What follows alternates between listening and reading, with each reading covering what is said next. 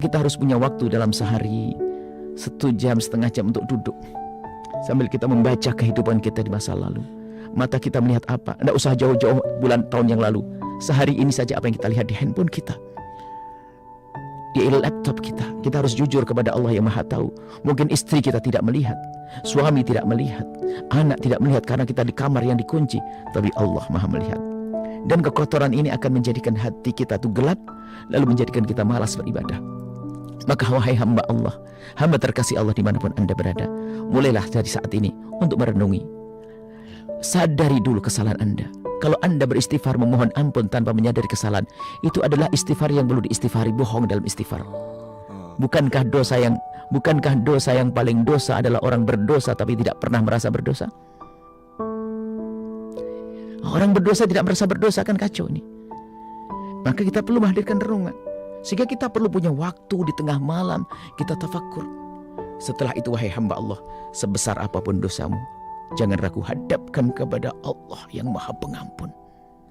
Sebesar apapun dosa kita, pengampunan Allah lebih agung daripada dosa kita. Tapi catatannya adalah kita serius mohon ampun. Mungkin ada yang pernah kepleset dalam minuman keras, khamr. Mungkin ada yang pernah kepleset dalam zina. Hari ini begitu mudahnya orang zina. Segera kembalilah kepada Allah, hai hamba Allah. Mungkin ada yang makan haram dan seterusnya. Tapi ingat, Tuhan Allah Maha Kasih.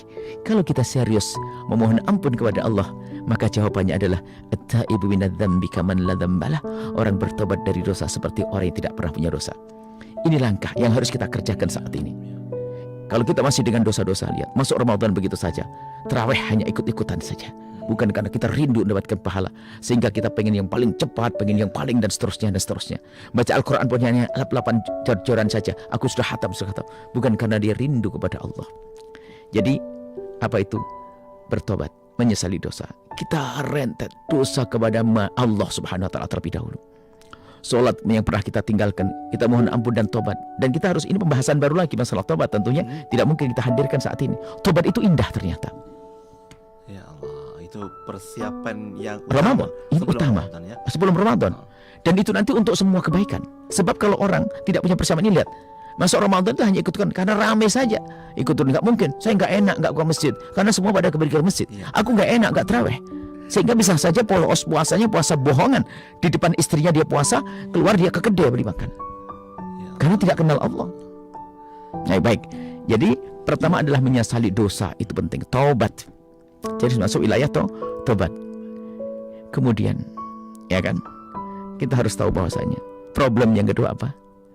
Sudah berbuat baik, amal baik ternyata tidak diterima oleh Allah. Nah, ini kan problem juga. Sehingga karena amal itu tidak diterima oleh Allah, sehingga di bulan tahun berikutnya pun juga tidak rindu kepada Allah.